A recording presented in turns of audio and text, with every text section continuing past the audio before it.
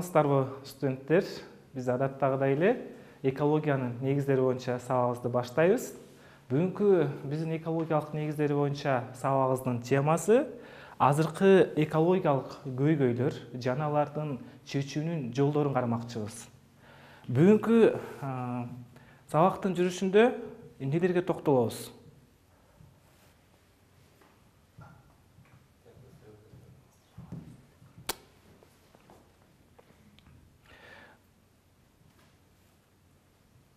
Бүгүнкү сабактын жүрүшүндө 3 негизги суроого токтолобуз. Алар: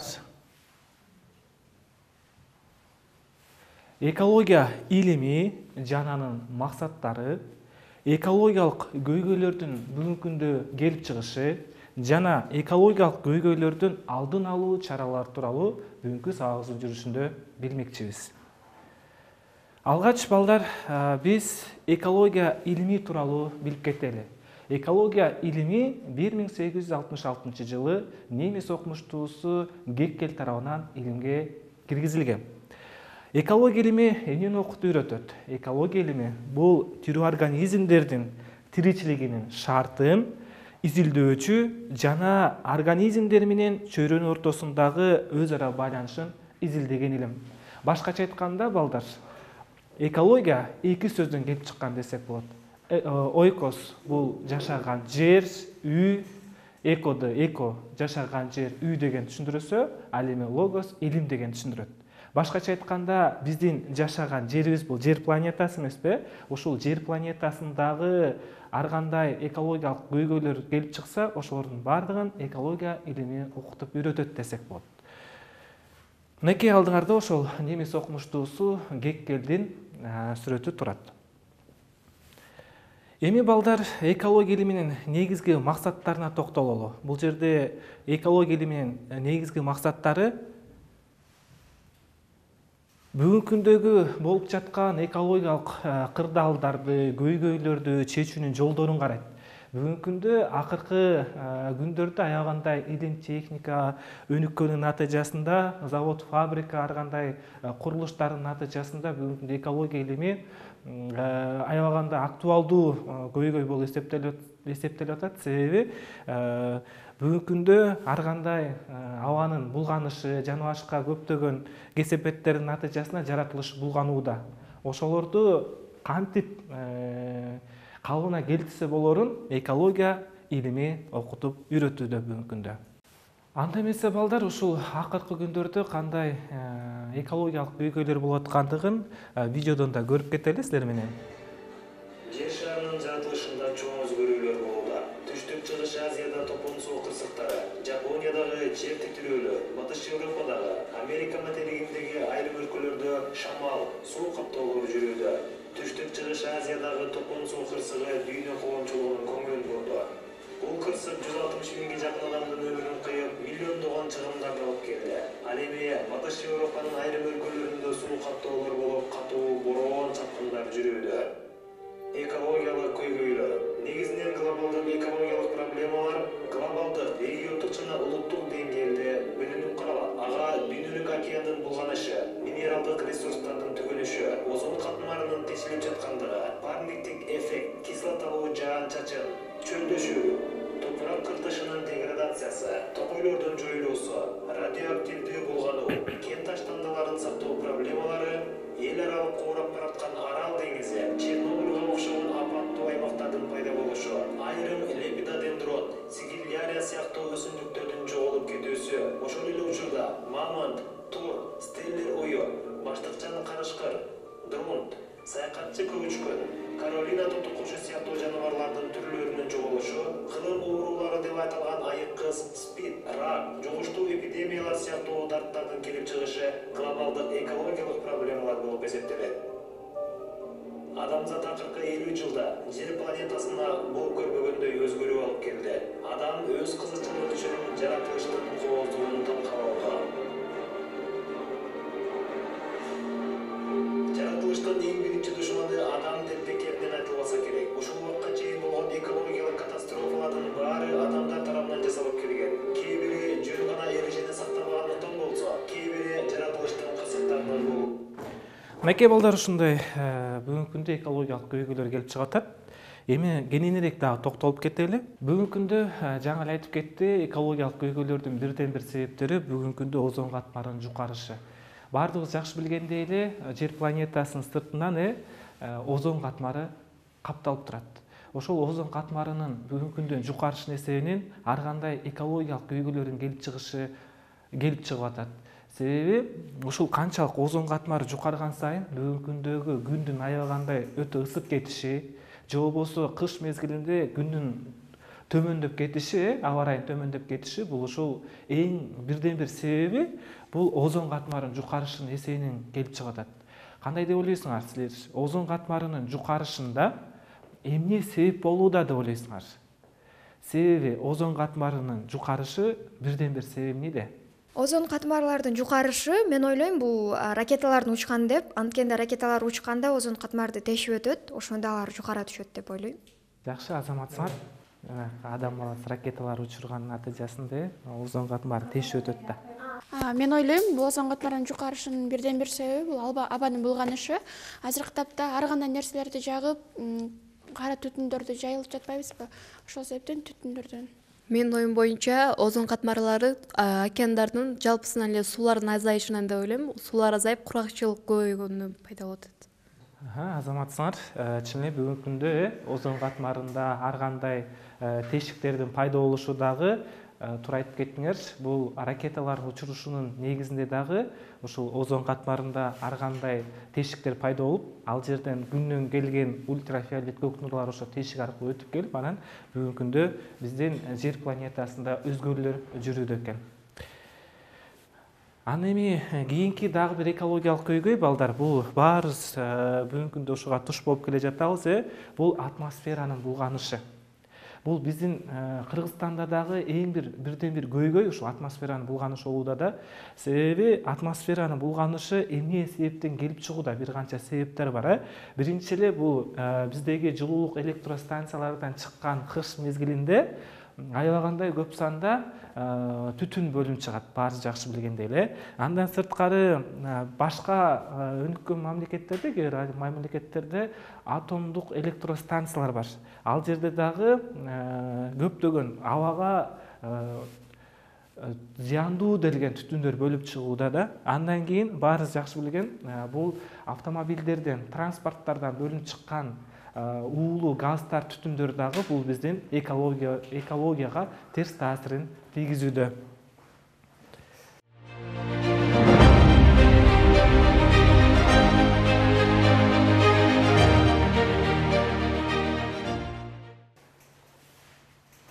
Андан кийинки дагы бир балдар, бул экологиялык көйгөй, бул глобалдык жылуулук болуп атат. Бүгүнкү күндө биз жана башында токтолуп кеттик балдар.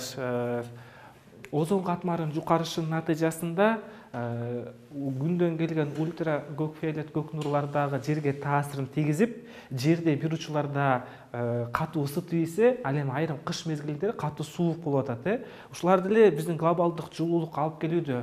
Бүгүнкү күндө эң бир көйгөй болуп эсептелип атат. Бул Түндүк Муз океанынын эриши, океандын суусунун нугунун көтөрүлүшү, андан сырткары чөлдөшү, башкача айтканда айрым жерлерде кургакчылык көп убакытка чейин созулуп, натыйжада ал жерде өсүп аткан өсүмдүктөр ошо кургакчылыкка чыдамы жок болуп, ал жер акырындык менен чөлгө айланып бара жатууда да. Бул биздин эң негизги дагы экологиялык көйгөйлөрдүн бири болууда.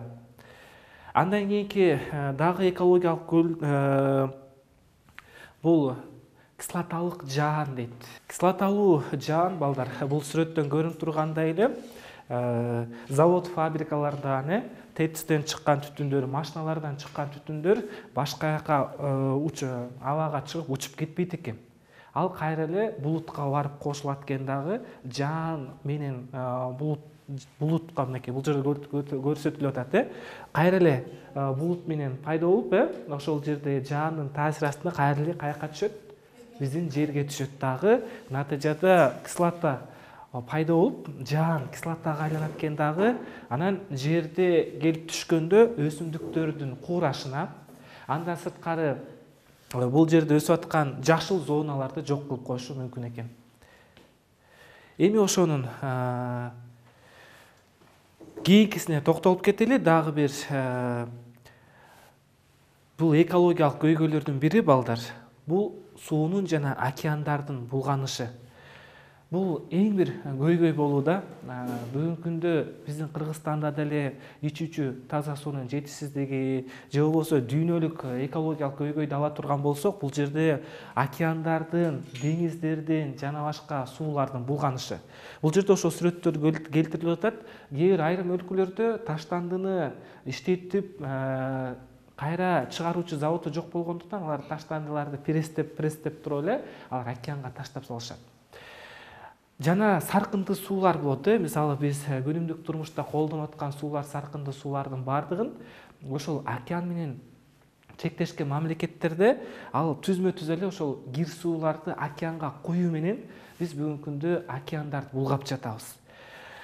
Бул жерде айрым сүрөттөр келтирилип атат. Мисалы жаныбарлар ошол пластик көйгөйү бүгүн абдан актуалдуу болуп атат. Пластик, целлофан, полиэтилен пакеттер булар океанга түшүү менен ал жердеги айрым түрлөрдүн жок болушуна да алып келүүдө. Себеби алар ошол пластик, этилен пакеттерди тамак катары, азык катары жеп алышат дагы, натыйжада алардын организми иштетилбейт дагы. Анан массалык түрдө бүгүнкү күндө балыктардын, сууда жашаган жаныбарлардын кырылып калышы бирден бир себеби бул ошол океандардын булганышынын эсебинен болууда десек болот да.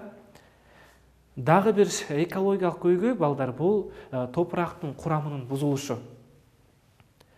Топурактын курамынын бузулушу бул дагы экологиялык көйгөйдүн бири болууда. Бүгүнкү күндө баарыбыз жакшы билгендей эле айыл чарба өнүгүп келе жатат, бирок ошол айыл чарба өнүгүшүнүн натыйжасында кай бир учурларда адам баласына пайда алып келе турган болсо, кай бир учурларда ал бизге зыян алып келүүдө экен. Себеби бүгүнкү күндө ошол айыл чарбада колдонулуп аткан заттар бар, химиялык заттар десек болот. Алар мисалы кайсылар? Алар пестициддер, алар гербициддер, алар фунгицид деген заттар бар. Бири өсүмдүктөрдүн отоо чөптөрүнө каршы колдонулса, бири химиялык каражат катары, жер семчиш катары ушул өсүмдүктөргө берилет. Ал эми бири болсо ушул өсүмдүктөрдүн коргоо максатында курт мускаларга каршы чачылат. Бир учурда булар пайда алып келет экен да бизге. Буларды чачып коюу менен биз айрым көйгөйлөрдү биз чече алабыз. Бирок жыл сайын ушул пестицид, гербицид, фунгицид деген заттарды чачуу менен биз топурактын деградациясына алып келишибиз мүмкүн. Башкача айтканда ал жер химиялык жер семтишке жер ууланат дагы, натыйжада ал жер такыр болуп калат. Ал жерге өсүмдүк да өспөй калышы мүмкүн, ал жердин өзүнүн чөптөрү дагы жок болуп кетиши мүмкүн. Неке ушинтип жыл сайын ушинтип чачуу, ушул химиялык заттарды чачуу менен биз топурактын деградациясына алып келишибиз толук ыктымал. Андан сырткары айрым бул жерде сүрөттөр келтирилип атат. Мисалы химиялык уулуу заттар завод, фабрикаларда, ошол эле биздин Кыргызстанда кумтөрдү ала турган болсок, ошолордон айрым техникалар, айрым химиялык заттары бар идиштер дейли, алардын баары топуракка монтип көмүлөт. Анан көмүлгөндөн кийин ал канча бир жыл ошо топуракта жатат. Топуракта жаткандан кийин ал топурак ошол химиялык уулуу затка ууланат дагы, натыйжада ал топурактагы курамы өзгөрүп, ал жердагы топурактын деградациясына, башкача айтканда топурактын өзгөрүшүнө алып келет. Андан кийинки дагы бир экологиялык көйгөй балдар бул токойлордун кыйылышы. Бүгүнкү күндө жер жүзүндө токойлордун саны кыскарып бара жатат да. Бул кайра калыбына келбейт да. Канча бир жылдан кийин калыбына келиш керек да токой. Бирок биз токойлорду кыйып салдык, бирок ал жерге кайра өсүмдүк өстүргөн жокпуз бүгүнкү күндө. Бул дагы бир экологиялык көйгөй болуп эсептелип атат. Канчалык токойлордун саны кыскарып баштаса, ошончолук абанын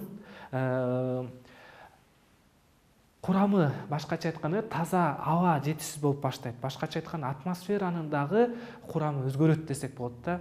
Канчалык кычкылтектин саны азайып, көмүр кычкыл газынын саны көбөйөт. бирден бир себеп бул токойлордун кыйылышынын эсебинен болууда. Мынакей силерге ошону видеосун көрсөтүп кетейин. Бул жерде канча бир жыл жашаган дарактарды кыйып, биз бүгүнкү күндө адам өз турмушу үчүн пайдаланып, анан натыйжада токойлордун саны бүгүнкү күндө кескин түрдө азайып бара жатууда.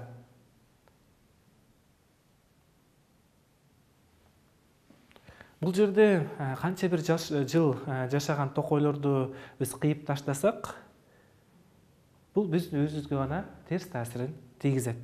Кийинки дагы бир көйгөй балдар, бул радиоактивдүү нурлануу.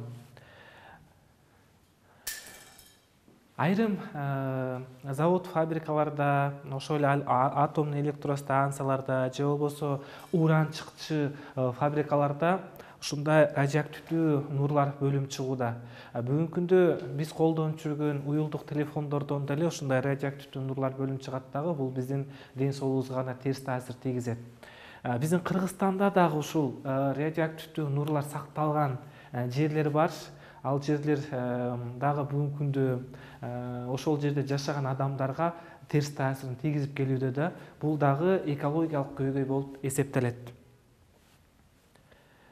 Андан кийинки дагы бир экологиялык көйгөй, бул биздин Кыргызстаныбызда дагы бул абдан актуалдуу экологиялык көйгөй болуп эсептелүүдө. Бул таштандылардын көп бөлүнүп чыгышы. Таштандылардын көп бөлүнүп чыгышынын натыйжасында бул жерде сүрөттөрдөн көрүп турасыңар, жер мындай таштандыга толуп кетти десек болот да. Мисалы биздин деле Кыргызстанда таштандыны иштетүүчү кайра завод жок болгонуна байланыштуу биздин полигон деп коет, башкача айтканда таштандыны төгүүчү жер жыл сайын өзүнүн территориясын чоңойткондон чоңойтуп келе жатууда да. Ошондуктан бул эң негизги экологиялык көйгөй болуп эсептелүүдө. Бул эми ушундай бир канча экологиялык көйгөйлөргө токтолуп кеттик, балдар, силер менен. Бул бүгүнкү күндө экологиялык көйгөйлөрдүн айрым гана түрлөрү десек болот да. Мындан башка дагы көптөгөн экологиялык көйгөй пайда болуп келүүдө бүгүнкү күндө. Начар экологиянын ден соолукка тийгизген таасири бүгүнкү күндө курчуп болуп атат. Айрым начар экологиянын натыйжасында оорулардын күчөшү, оорукчан балдардын төрөлүшү, булардын бардыгы начар экологиянын кесепетинен болууда десек болот. Эң эле начар экология бул бирден бир адамдын дем алуу органдарына таасир тийгизет. Бүгүнкү күндө аллергия жана башка дем алуу органын жабыркаган адамдар көбөйүүдө. Себеби эң бир себеп бул атмосферадагы абанын курамынын бузулушунун эсебинен бүгүнкү күндө дем алуу органдарына ар кандай оорулар пайда болууда. Андан сырткары бүгүнкү күндө ушул начар экологиянын натыйжасында ар кандай мутациялардын келип чыгышы пайда болууда да. Бүгүнкү күндө мутация каяктан келип чыгууда? Бирден бир себеби балдар, бул дагы начар экология. Начар экология адамдын ден соолугуна таасир тийгизсе, бүгүнкү күндө майып адамдардын, майып балдардын төрөлүп калышы дагы бул биздин экологиялык кесепеттин натыйжасына десек болот. Мынакей радиациянын дагы ден соолукка тийгизген таасири. Бүгүнкү күндө радиация биз күнүмдүк турмушта колдонуп жүргөн уюлдук телефондордогу жана башка көптөгөн радиациялар дагы бул биздин ден соолугубузга терс таасир тийгизет. Бул жерде дагы сүрөттөрдө айрым түрлөрүн көрүп атасыңар. Мисалы адамдарда өзгөрүүлөр жүрөт, көптөгөн өзгөрүүлөр жүрөт экен. Кээ бир балдардын денелери жабышып төрөлүп калышы же болбосо ар кандай мутациядагы адамдардын төрөлүп калышы дагы бул эң бирден бир себеп, бул радиациянын биздин ден соолукка тийгизген таасири болууда да. Эми балдар, силерге мындай суроо бергим келүүдө, экологиялык жашыл жашоодо кантип биз биринчи кадамдарды таштасак болот? Ушинтип эле биз экологиялык көйгөйлөр көбөйгөнүн көбөйүп атат, бирок биз адам баласы үчүн чечүүнүн жолдору барбы? биз кантип экологиялык көйгөйдүн алдын алсак болот деп ойлойсуңар? Силердин оюңарды билип кетсем болот, Бул бизде заводдордон түтүн чыгып атпайбы? Ошолордун алдын алыш үчүн аларга эме ойлоп табыш керек. Дейсиң, фильтр ойлоп табыш керек деп ойлойм. Ал таштандылар таштап жатпайбы? Ошол таштандыларды кайра иштетип чыгуу заводунун биргеликте баарыбыз биригип ошол нерсени курушубуз керек да. Ойлоп табуу менен биз бүгүнкү күндө абанын курамын бир аз да болсо зыяндуу заттардан арылсак болот. Сиз айтып кеткендей эле биринчи кадамды ар бир адам өзүнөн башташ керек. Анан мен өзүмдүн сунушумду келтирсем, азыркы абанын булганышы болуп атат бул кандайдыр бир заводдордочу. Ошол заводдор туура эле айткандай фильтр коюш керек, анан газдалган үнүн коюш керек да, чтобы ал тазалап чыгат да. Абаны булгабайт. Сиз айткандай эле бир кислородный меме болбойт. Ошол эле учурда завод фабрикаларда турган сууларды тазалоо болуш керек. Сууларга дагы фильтр коюп тазалап чыгыш керек. Ушу таштандыларды сорттош керек. Ушундай көйгөйлөрдүн алдын алсак болот экен. Анда балдар экологиялык жашыл жашоодо эң алгачкы биринчи кадамдарды эмнеден баштайбыз? Анда биз буга чейин бир канча экологиялык көйгөйлөрдү карап келдик, эми чечүүнүн жолдорун карап кетели силер менен. Алгачкы эле биринчи экологиялык көйгөйдү чечүүнүн жолу балдар бул лампочкаларды алмаштырышыбыз керек экен. Себеби электр энергиясын 3-5 эсе көп колдонушат. Жана мисалы бул кадимки эле электр тогу колдонгон лампочкалар бар го, биздин Кыргызстанда деле бар. Андай лампочкалар биз ошону азайтып, биз кандай лампочкага өтүшүбүз керек? LED лампочкаларына өтүшүбүз керек. Бул LED лампочкалары бул эң негизги электр энергиясын үнөмдөйт. Дагы биз жашыл электр энергиясын үнөмдөө менен дагы биз экологияны коргоп калсак болот экен. Андан кийинки экологиялык көйгөйдүн дагы бир алдын алуу чаралары бул жергиликтүү өндүрүлгөн товарларды тандашыбыз керек. Башкача айтканда, жергиликтүү өндүрүлгөн азык заттар сатып алуу менен биз транспорттун күйүүчү майын азайтат экенбиз. Дагы айлана чөйрөнү булгабастан экологияны сактап кала алабыз. Башкача айтканда, биз өзүбүздүн Кыргызстанда өндүрүлгөн товарларды сатып алуу менен биз көп транспортты эмне кылат экенбиз? Күйүүчү майды азайтат экенбиз да. Ошондуктан жергиликтүү өндүрүлгөн товарларды дайыма сатып алышыбыз керек. Кайра иштетилген буюмдарды сатып алыңыз. Бул үчүнчү негизги кадам балдар. Кайра иштетилүүчү товарлар өндүрүш үчүн көп энергияны жана сууну талап кылбайт. Демек, бул жер бетиндеги баалуу ресурстарды үнөмдөйт. Ошол эле учурда кайра иштетилген материалдар таштандынын көлөмүн азайтып, айлана чөйрөнүн булганышын азайтат. Башкача айтканда, биз кайра иштетилге турган буюмдар сатып алсак, аны биз кайра өткөрүп берсек, ал кайра иштетилет дагы, кайра жасалат десек болот. Ошондуктан бул дагы экологиялык көйгөйдүн алдын алуу эсептелет. Кийинки дагы бул экологиялык көйгөйдүн алдын алуу бирден бир дагы түрү бул ичимдиктер үчүн алюминий таңгакты артык көрүңүз. Бүгүнкү күндө баардык эле ичүүчү суулардын баардыгы эмнеде куюлуп келет? Баарыбыз жакшы билген, бул пластик. Башкача айтканда, бутылкаларда куюлуп келет. Биз пластиктер билебиз, ал көп жыл бою чирибейт жана ажырабайт дагы. Ал эми бул алюминий таңгактары бул жаратылыштан, алюминий бул жаратылыштагы элемент десек болот. Алюминий бул жаратылыштан алынат. Ошондуктан биз баклажкаларды, бутылкаларды, бөтөлкөлөрдү дейли жок кылып, биз ушундай алюминий таңгактарды көп колдонсок, бул кайра иштетилет. Биз иштик, кайра өткөрүп бердик, ал кайра эле эритилип, кайра жасалат. Дагы биз дагы бир экологиялык көйгөйдүн алдын алсак болот экен. Кайра колдонула турган мом аарчыны колдонуңуз деп атат. Бул жерде биз бүгүнкү күндө полиэтилен пакеттерди көп колдонобуз. Биз Кыргызстанда аябаганда көп колдонушат ушу полиэтилен пакеттерди. Анан ошо полиэтилен пакеттерди биз баш тартып, биз мом аарчыны колдонгонубуз абдан маанилүү. Бул биз тамак ашты, бул жерде сүрөттөр келтирилип атат, тамак ашты биз моом аарчыга эмне кылат экенбиз, салып эле ороп, анан биз ошол полиэтилен пакеттен баш тартып, ушундай нерсеге эле салып ороп кетсек болот тамак ашты. Бул экологиялык көйгөйдүн алдын алган болот экенбиз. Дагы бир кадам балдар, бул бир жолу колдонуло турган баштыктардын ордуна бош чай жасаңыз дейт.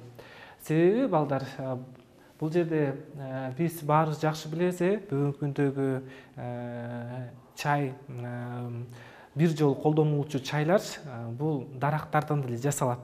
А биз андан көрө ошол чайдан баш тартып, биз өзүбүз чай жасаганыбыз маанилүү. Биз канчалык ошол нерсени үнөмдөсөк, биз экологиялык көйгөйдүн алдын алган болот экенбиз. Ошондуктан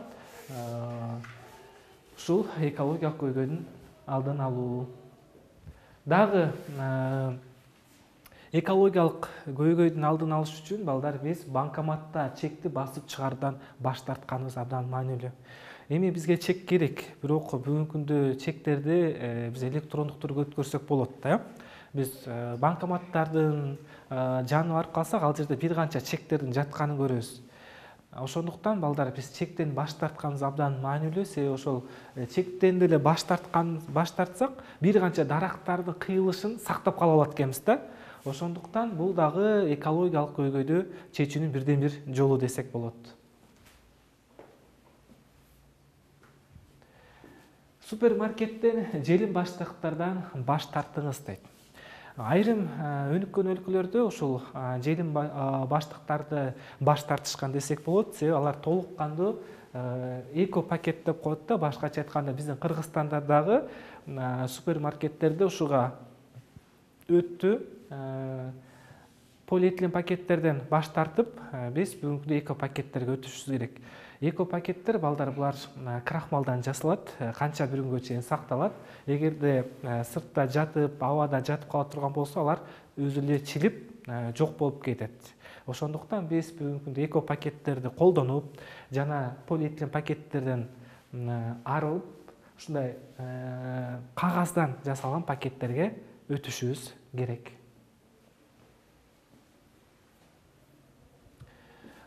Силер жана жакшы айтып кеттиңер, бул таштандыны кайра өткөрүп бериңиз.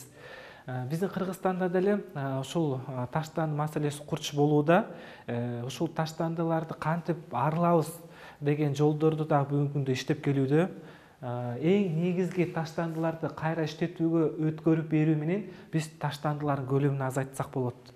Биздин Кыргызстанда 4 негизги таштандыны кабыл алчу заводдор бар десек болот да. Биринчиси полиэтилен пакеттерди, салафандарды, бөтөлкөлөрдү кабыл алышат. Экинчи темир заттарын, жана биз көрүп кеттик, алюминий таңгактарын кайра иштетилет биздин Кыргызстанда дагы. Жана ушул резина, башкача айтканда кездемелер да бар, биздин кездемелер да көп чыгат. Ошол кездемелер дагы кайраларды иштетсек, биздин Кыргызстанда дагы иштетүүчү ошондой заводдор бар.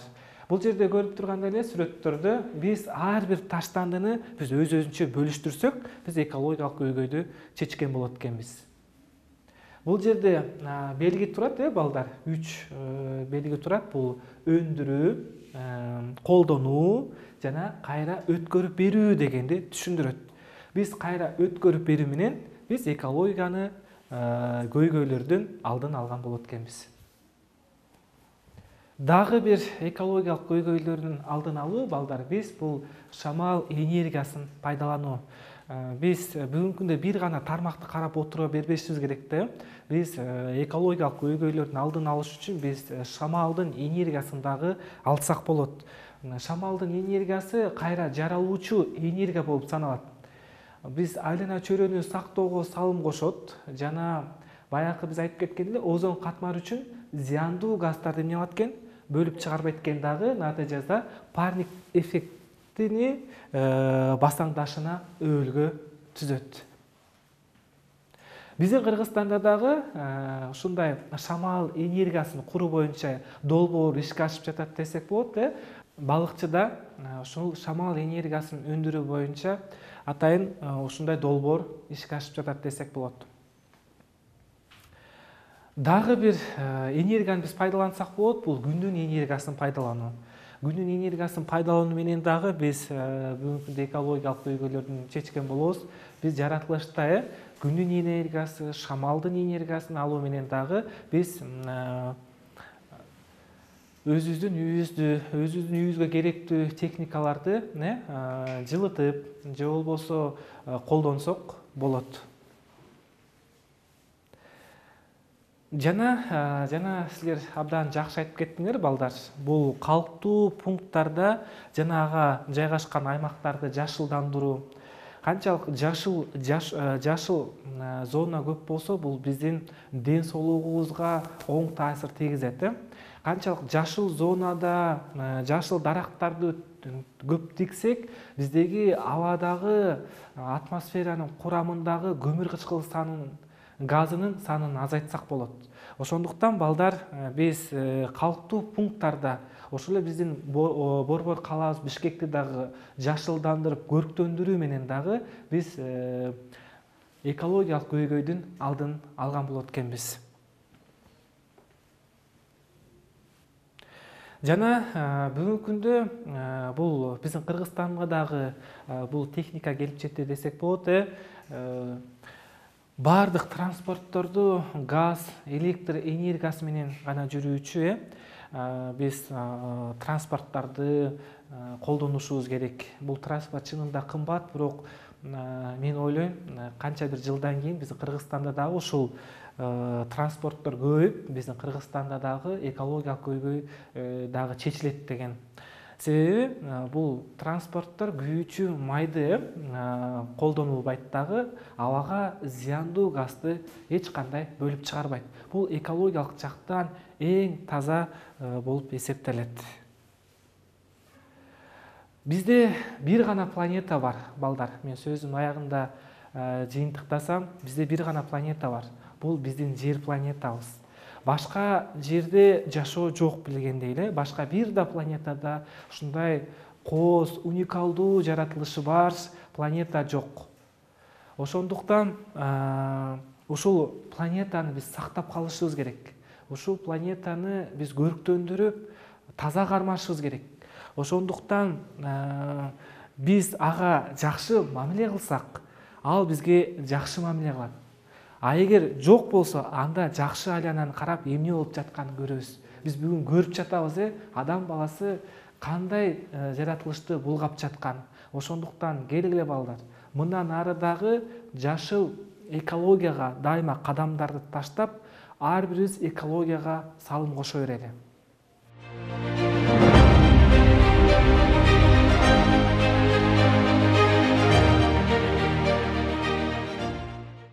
Биздин Кыргызстанда дагы балдар экологиялык көйгөй абдан курч актуалдуу болууда да. Биздин Кыргызстандагы кандай экологиялык көйгөйлөр болуп атат? Жана алар ошол экологиялык көйгөйлөрдү силер кантип чечмексиңер? Кантип алдын алмаксыңар? Кана ар бирөөңөрдүн оюңарды айтып кетсеңер болот, Мисалы, биздин күнүмдүк жашообузда эле экологиялык көйгөй аябай көп да. Көчөдө өтүп баратсак, ар кандай таштандылар жатат да. Ошону адам биринчи өзүнөн башташ керек да, ошону жерге таштабастан, эринбестен барып таштандыга таштасак, экологияга анчалык зыян тийгизбейт да. Анан азыркы тапта көбүнчө баня дегендер аябай көбөйбөдү. Ошол ар кандай жанагы цехтерден, мисалы, швея жумушунан кыркылып чыккан материалдарды ошол жака барып өртөйбүз да. Ошондон чыккан түтүн Кыргызстандын абасын, деги эле Бишкектин таза абасын булгап салды да. Ошол себептен адамдын азыркы тапта Бишкекте ооругандар аябай көп. Туура, азаматсыңар чын эле. Бирден бир Бишкектеги көйгөй бул ушул кыш мезгилинде айрыкча, кыш мезгилинде ушул тигүү секторден чыккан таштандылар, башкача айтканда ошол жердеги материалдар дейли да, ал жерде материалдар бул синтетикалык материалдар да болуп эсептелет эмеспи? Алар ошолорду кыш мезгилинде үйлөрдү жылытышат, силер айткандай баняларды жагышат. Ошо менен абанын Бишкекте кыш мезгилинде эмне үчүн жанагындай смог деп коет эмеспи? Кара түтүн каптап кетип атат. Бирден бир себеби ушул экен. Биз абага зыяндуу заттарды бөлүп чыгарып атабыз да. Дагы кандай экологиялык көйгөй болууда? Азыркы учурда көптөгөн транспорттор бензин менен жүрөт. Ошол ар бир үйдө бирден эмес, даже 2-3 машина бар. Ошол газ менен же электронный машиналар Кыргызстанда көбүрөөк болсо, абанын булганышына эмес, наоборот, тазарышына бирден бир себептер көп болот. Туура, азаматсыңар. Бул бизде айрыкча Бишкек шаарында ушул көйгөй абдан курч болууда. Бишкекте мисалы мөөнөтү өтүп кеткен машиналар, автоунаалар дейли да, көбөйүүдө. Башка чет мамлекеттерде ушул автоунааларда мөөнөтү өткөн автоунааларды таптакыралар айдаганга тыюу салышат. Ошол жерге тыюу салынган айрым автоунаалар бизде Кыргызстанга келип, бизде Кыргызстанда деле адамдар айдап жүрүшөт да. Баарыбыз жакшы билгендей, автоунаалардын түтүн бөлүп чыгаруу жеринде катализаторлор бар. Башкача айтканда, ошол абага зыяндуу заттарды азыраак бөлүп чыгарат да. Бүгүнкү күндө алар дагы биздин Кыргызстанда көпчүлүк машиналарда, автоунааларда андай нерсе жок болууда. Ошондуктан Кыргызстандагы Бишкектеги экологиялык көйгөйдүн бирден бир себеби кара түтүн капташы, бул материалдарды жана башкалар кыш мезгилинде жаккандан сырткары дагы экинчи негизги көйгөй бул ошол автоунаалардан чыккан уулуу түтүндөр десек болот да. Ошол түтүндөр дагы биздин кыш мезгилинде айрыкча биз машиналарды от алгыс коюп коебуз го, ошол маалда көбүрөөк түтүн бөлүп чыгарат дагы. Жанагы кара түтүн каптап кетип аткан бирден бир себеп ошол экен. Жакшы, дагы кандай көйгөйлөр болду? Кыргызстандагы ушул экологиялык көйгөйлөрдүн бири бул таштанды болуп эсептелинет. Таштандыны кайра өндүрүү завод фабрикалардын аз санда болсо дагы ошол эле учурда, мисалы үчүн Бишкекте таштандыларды чогултуп барып шаар четине апарып таштайт. Шаар четине апарып таштайт, алар бүт бардыгын бир эле жерге таштап коет, бөлбөйт да. Ошол эле учурда топурактын дагы составын бузат, курамын бузат. Ошону ал жерде кайра жашыл бак дарактардын өсүшү, чөптөрдүн өсүшү кыйын болот. Туура. Бул эң эле Кыргызстанда негизги көйгөй болууда да. Бул таштанды маселеси. Бул таштанды маселеси көп жылдан бери каралып келе жатат, бирок ошол таштанды маселесин бүгүнкү күндө чече албай келе жатабыз да. Ошондуктан Кыргызстанда айрыкча Бишкектен чыккан таштандылар Дордой жактан ылдый кете турган болсок, полигон бар, таштанды төгүүчү. Ал жер көп жылдан бери каралбай, үстү-үстүнө таштанды төгө берип, бүгүнкү күндө ал таштанды тоодой таштандыны пайда жаратты десек болот да. Ушундай Кыргызстанда дагы ушундай көйгөй болууда. Дагы кандай Кыргызстанда көйгөй болууда? Мисалы, азыркы тапта кыш мезгили кетип, жай мезгили келип калды да. Анан ар кандай эс алуу бактарда, мисалы Ошту эске алып кетсек, Ошто ар кандай эс алуу бактарында суулар агып турат да. Анан Бишкекте болсо андай суулар акпайт. Карасаң суулар булганып калган болот, же сууну агызбай койгон болот да. Ошол сууну бат-баттан агызып турсак, баягы бактын араларында сууларды, ошол жерде абаны тазалап турат да. Жашылдандыруу азайганына байланыштуу, суулардын агызбай койгонуна байланыштуу экологияга дагы зыянын тийгизип, ден соолуктун чындалышы бузулуп жатат. Бизде Кыргызстанда көбүнчө полиэтилен пакеттери көп колдонулат. Көп жерде эле эко пакеттер жок. Ошону биз эко пакеттерге полиэтиленди алмаштырсак, Кыргызстанга жакшы болот. Азаматсыңар чын эле, биздин Кыргызстанда жол жээктеп кетип баратсаңар эле кайсы жерде көрбөсүңөр, полиэтилен пакеттерин жатканын көрөсүңөр. Биз ошо полиэтилен пакеттерден баш тартып, жанакындай силер айткандай эко пакеттерге өтүшүбүз керек. Нуржанат? Албетте актуалдуу бул таштандылар азыркы бизде Кыргызстанда урналар бар, 3кө бөлүнгөн. Биринде бөтөлкө болсо, бирине пакет болсо, бирине дагы башка нерсе. Ошондой урналарды болушунча көбөйтүш керек. Ошондо дагы иштеп чыгуу процесси жакшырат деп ойлойм. Биздин Кыргызстанда силер экология министри болуп дайындалып калсаңар, же болбосо ошол тармакты силер жетектеп калсаңар, эң биринчи кадам эмнеден баштайт элеңер? Биздин Кыргызстандын экологиясын кайсы жерин эң биринчи колго алат элеңер? Силер экология министри болуп калсаңар Кыргызстанда. Мен эң биринчиден жашылдандырууну көбөйтмөкмүн. Машиналарды мындай жылынан өтүп кеткен машиналарды азайтмакмын. Дагы фабрика заводдорго фильтрлардын ар бир завод фабрикаларга фильтрлардын көбөйүшүн сунуштамакмын. Сунуштамакпыз, жакшы азаматсыңар. Дагы Көчөдөгү мусорлорго көз жүгүртмөкмүн да. Иш процесси жүрүп жатабы, жүрүп жатпайбы, жолдордун айланасы тазабы, мусорлор ташталып калбатыбы деген сыяктуу. Анан баягы жашылдандырууну көбөйтмөкмүн. Баягы шаардын сыртына таштап коюшкан мусорлорду дагы баягы адамдарга учуп зыянын келтирет да, ошол мусорлордун аймактарына жакын жашаган адамдаргачы ошол мусорлордун азайышына баягы завод курганга аракет кылмак. Эгерде мен экология министри болуп калсам, электроэнергияны күндүн, шамалдын, суунун энергиясынан алууга басым жасамакмын. Ошентип биздин Кыргызстанда дагы экологиялык көйгөйлөр куч болуп жатат, бирок ошол экологиялык көйгөйдүн алдын алсак болот. Жакшы айтып кеттиңер, экологиялык көйгөйдүн алдын алыш үчүн ар бир адам өзүнөн башташ керек. Мен экологияга кантип салым кошо алам?